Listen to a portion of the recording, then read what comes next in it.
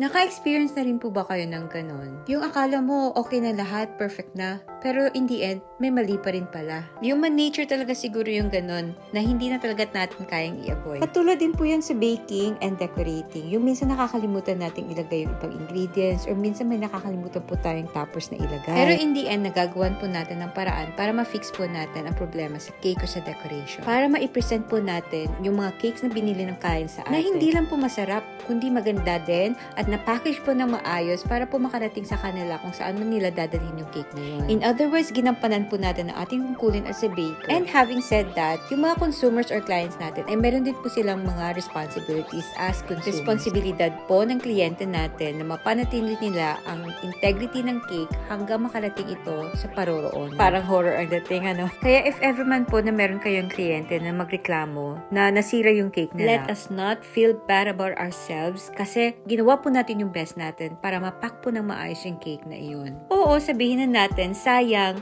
pero hindi natin kasalanan yun. Naalala ko dati nung bago pa lang ako nabibake, meron akong experience na ganyan, na nasira yung cake nila as soon as dumating sila sa bahay nila. Grabe talaga, iniyakan ko talaga yun kasi feeling ko ang sama-sama akong baker at ang pangit-pangit kong gumawa ng cake. But looking back, sabi ko sa sarili ko, I never should have done that kasi na-realize ko na ginawa ko talaga ang lahat para maging safe and masarap yung cake. Naglagay ako ng dowels to support the cake. Very stable yung ginawa kong buttercream para sa cake. Lahat ng decorations na ginamit ko, well-crafted and of good quality talaga. Gumamit ako ng cake board, ng cake drum. Sturdy and high quality na cake box ang ginagamit ko sa lahat ng mga cake products ko po. Hindi talaga natin ma-avoid na meron talaga mga clients na ganyan na pag may nangyari sa cake nila ay i-blame na lang nila basta-basta sa bakers. So ano ang dapat gawin if ever mangyari po itong ganitong sitwasyon sa inyo?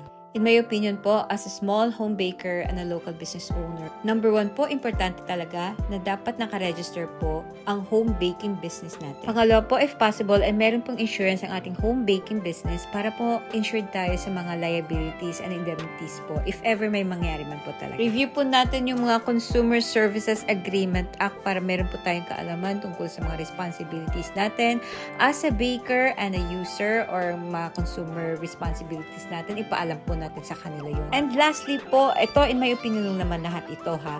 If ever po may mangyari pong ganito is dapat chill lang po tayo. Huwag po tayo mag-panic and the best thing to do is to communicate with the client. Minsan, challenging din po ito kasi minsan yung mga kliyente magsusungit or magte-threaten sa inyo.